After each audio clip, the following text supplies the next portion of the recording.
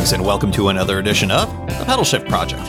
The Pedalshift Project is a series of conversations, thoughts, and experiments around the bike touring lifestyle. From tips and tricks to ideas on how to ride your ride. Let's shrink the world by bike. Show notes and more are available at pedalshift.net/124, and you can email the show, pedalshift@pedalshift.net, or call the voicemail hotline 202-930-1109. And you can check Pedalshift out on all the socials as well. Hello, everybody, and welcome to, starting to round this out, Chapter 5 in a series of podcasts on my Katy Trail adventure. This is day number 5 of my ride.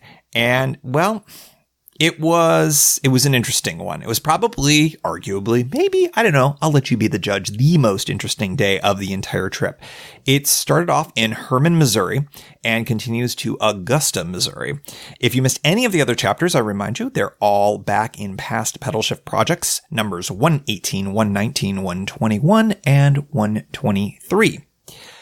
So day 5 makes day 2 kind of seem like a walk in the park at times, but at the same time, it also had elements of day 3 as well, which was kind of a great one. So let's just say that weather apps proved to be a bit unreliable as I head out of Hermann, and that led to a bit of a mad dash, a bit of a scramble, and eventually, most importantly, beer. The penultimate day of riding had it all. All right. In Klondike Park outside of Augusta. There's also a hum of something in the background that I cannot figure out what it is. I wonder if it has something to do with river-based stuff because it's in the direction of the river. Campground's great. Zero complaints. It's really beautiful, nice bathrooms, and the whole 9 yards. Really nice setup here. It's the last real camping opportunity before the St. Louis area. I'm not sure about St. Charles, but from here on in, it gets very suburban-y, so it's not unlike the campground that I'm used to, about 16 miles outside of D.C., except it's much bigger and much nicer and has showers and all sorts of great stuff. So today was an interesting day. I got going early.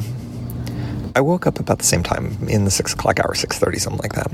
And my intention was, based on the weather report from the previous night, that I was just going to stay in camp, wait for the rains to come, and then go, because I wasn't in a rush. The rains were going to come. The trail was going to be wet, yada, yada, yada. Well, I wake up in the morning, and it's beautiful, gorgeous. And the forecast now was saying that the rain was going to be later in the afternoon. So I decide I'm going to go for it. I've kept the tent portion of my tent, I think that's how you would say it, dry, which has been great. You know, I've been fortunate that I've been able to set up and take down with no rain around me.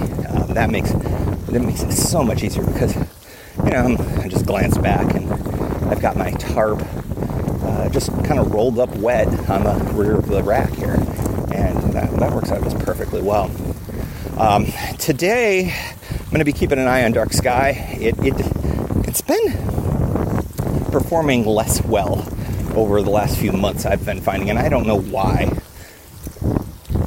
the predictive capacity has really dropped like a rock. It used to be spot on. Now, I just don't know. Mile marker 100.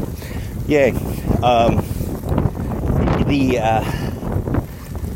The problem with that is that I've grown to rely on it for its predictive capacity for making kind of snap judgment decisions. You know, if the rain is coming in 10 minutes, well, I look for shelter right away. Yesterday, it said it was coming in 20 minutes, and just given I knew the distances, and I chose to stop in Portland. Well, it turns out the rain didn't really hit for a while later, so I could have kept going to the next town. And I ended up waiting it out longer based on the kind of dud prediction that it was giving. So I'm not as high on dark sky. All of that being said, it did pretty good last night, within about a half hour or so of the big rain coming. So I knew that I should get dinner and that I should get all my stuff, figure out how I wanted to have stuff in the tent, in the vestibule, and have all that set. And, by the time, it's right around sunset, it was when the rains kind of hit. And that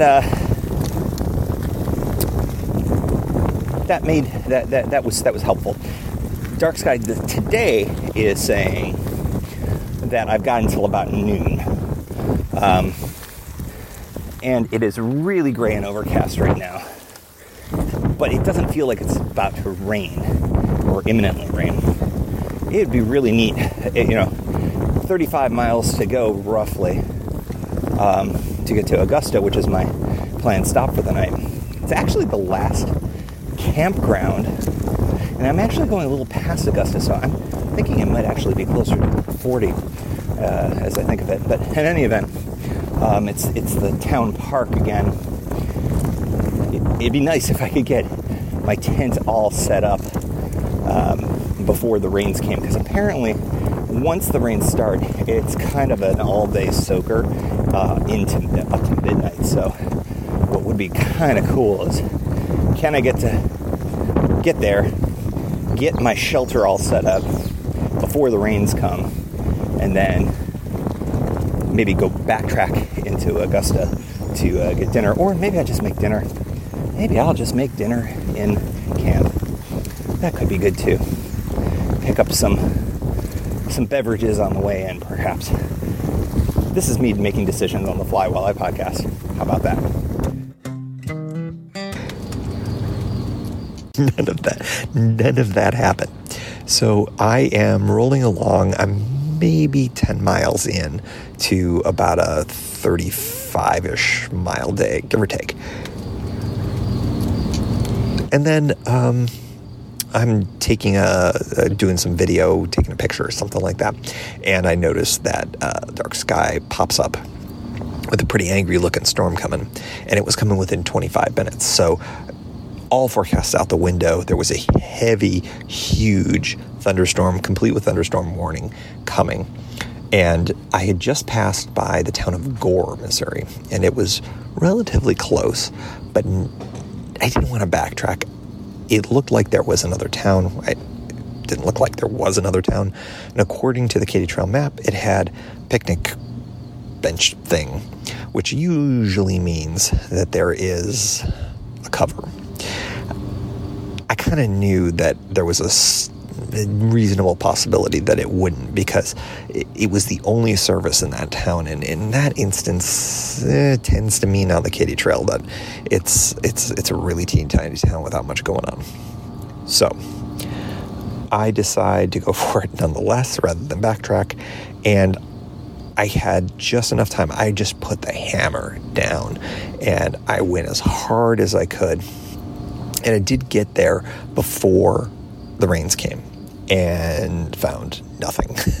I mean, there was a boat launch dock, and that was about it. There was nothing there. And there was no shelter. There was no place to go. It was all private property. I mean, I suppose I could have given it a shot to knock on a door or go underneath somebody's porch or whatever. But it was literally a one-horse town. So I put on my rain gear before the drops really started falling, and I consigned myself to the fact that, okay, this is supposed to be rain all day, according, again, to the app. And, if I'm going to make it to Augusta, I'm going to get wet anyways. Why don't I just go? Well, then the rain really kicked in, and it was sideways rain, and it was crazy. And I realized that, with my everything was soaked, my feet and everything. And so I realized I needed to find shelter. It was also starting to get gnarly in the way that you just know that there's real wind, real thunder, real everything around you, real lightning. And so off to my right at the junction of one of the roads, I noticed this rickety old structure with nothing underneath it. And I go to it, and it's made up of 2x4s and corrugated steel. And there was a sign on it saying, the property of some boat club or something like that. It was basically meant to cover up boats. And I roll under it, and I'm safe, and it's cool. And then I look down to the river, and there's some guy, no shirt on, fishing in all of this. It was the funniest thing. And he stayed out there the whole time. And it was just blowing and thundering and everything. And I looked on the weather radar, and it was just, you could tell it was a nasty thunder cell that was moving through.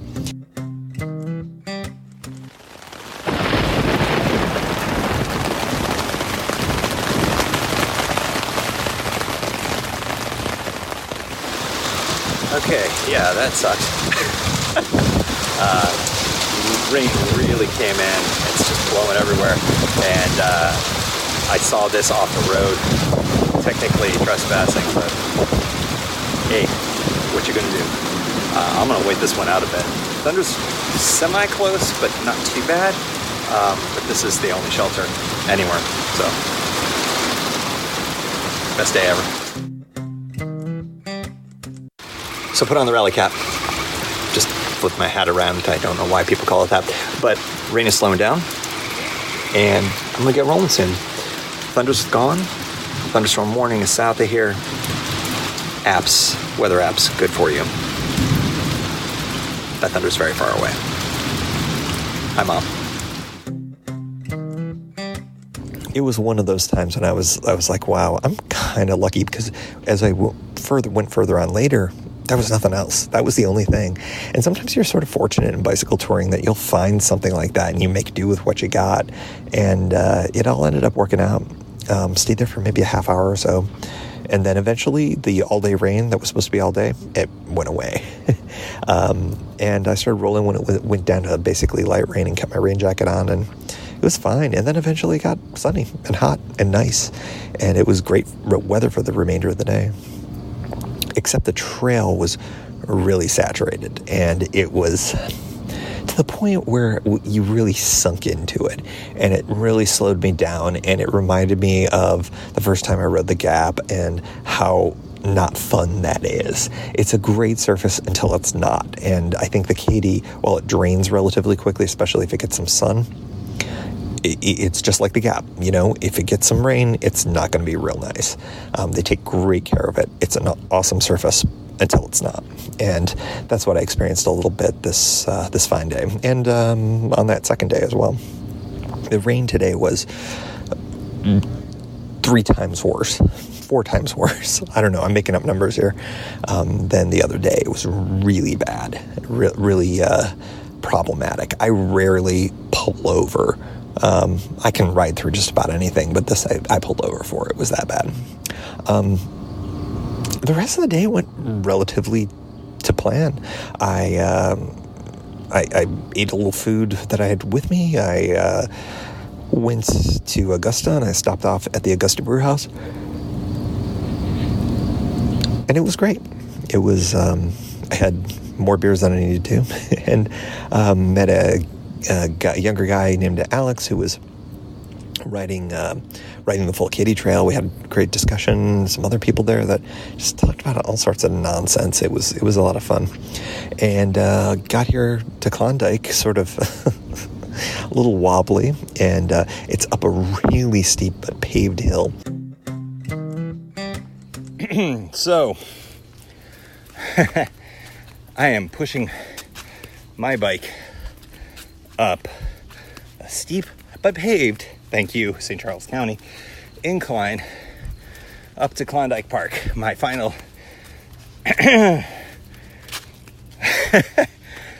campsite for the night. It is a very steep incline. I tried. I'm in flip-flops right now, and I did try to go up in granny gear, and that lasted maybe 10 meters, maybe. Yeah, I'm sure this is a push of shame for so many people, but particularly me, and particularly now.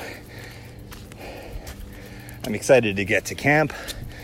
I'm excited. I hear this is great. I think there's great views. I am braking and stopping because I'm very out of breath.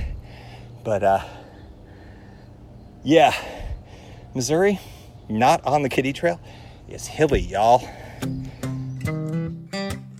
As I mentioned, I think at the top, it's It's run by St. Charles County, and it's really, really nice. It's the best county park I've ever been in, and very great for Katy Trail users. I mean, tons of camping spots, and there's a bunch of bikers here tonight, including the guys from Michigan that I've hopscotched with, and they had a really rough time. I guess one of them, his tire was problematic, and they actually had to get a bike shop to bring a new tire, which is crazy, but they did it. And they got here eventually, and they got caught in the same rain that I did. So, a challenging day, but unlike, I think, that Thursday, I was really energized by the end of it. And maybe it's because I really enjoyed the brew pub. I found a way to quote-unquote survive the rain.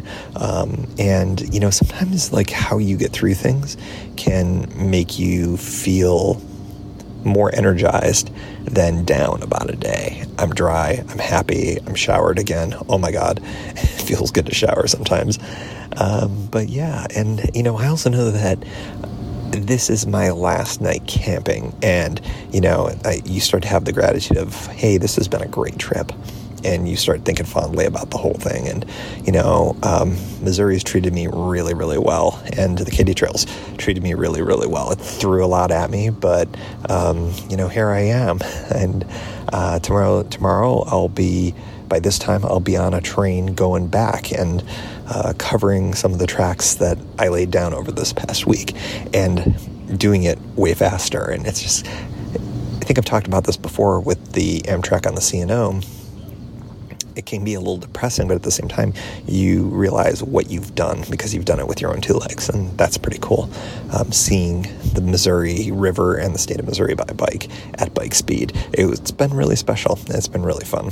So, looks like rain tonight, because of course. Statistics for day 5. Miles 40, maybe, I think. I had to turn things off because of all the rain and stuff, but we're going to go with 40. Mechanical 0, flat 0. Rain, we'll go with no, then hell yes, then no, and then yeah, again. It was that kind of a day. Coming up on the next chapter of Pedalshift Tour Journals Volume 10, Katy Trail. Absolutely crazy. They never wave. They never wave. I rode my last mile in Missouri. Okay, that's cool, whatever. And we like to end off the show, as always, with a big thank you to the supporters of the show who are members of the Pedalshift Society. If you like what you hear, you can help maintain Pedalshift as an independent, listener-supported voice while expanding the offerings. We're talking $1, $2, $5 a month. Helps with the cost of hosting the podcast and the website. You can do it for a bit and cancel anytime. One-shot support is welcome as well. If you're not into the small monthly thing, check it all out at pedalshift.net/society. On to the society. Ethan Georgie, Kimberly Wilson, Caleb Jenkinson, Cameron Lane, Andrew McGregor, Michael Hart, Josiah Matthews, Keith Nagel, Brock Dittis, Thomas Skadow, Seth Krieger, Marco Lowe, Terrence Manson, Noah Schroer, Harry Telgadas, John Sikorsky, Richard Killian, Chris Barron, Brian Wren, Mark Van Ram, Brad Hipwell, Paul Mulvey, Stuart Buchan, Todd Stutz, Mr. T, Roxy Arning, Nathan Poulton, Harry Hugel, Stephen Dickerson, Vince LaGreco, Ruth Divorcey, Michelle Miller, Matthew Lewis, Michael Baker, Billy Crafton, Paul Culbertson, Scott Culbertson, Matt Perry, Danielle Jepson, Cody Florchinger, Tom Beninati, Bobby Ruppel, Roy Everett, Greg Braithwaite, John Mayer, William Cairns, Sandy Pizzio, Richard Patch, Mark Messer, Jeff Muster, Seth Pollock, Dave Roll, and new to the Society, Joseph Quinn. And thanks also to all past contributors and anonymous contributors for helping make this show happen. Thank you for joining. You can find Pedalshift at pedalshift.net for more great bicycle touring content. You can hear the Pedalshift project through Apple Podcasts or your favorite podcast app. Opening music courtesy of Jason Kent off his self-titled album. The track is called America. Check out his band Sunfield's latest release, Mono Mono, wherever cool music is available.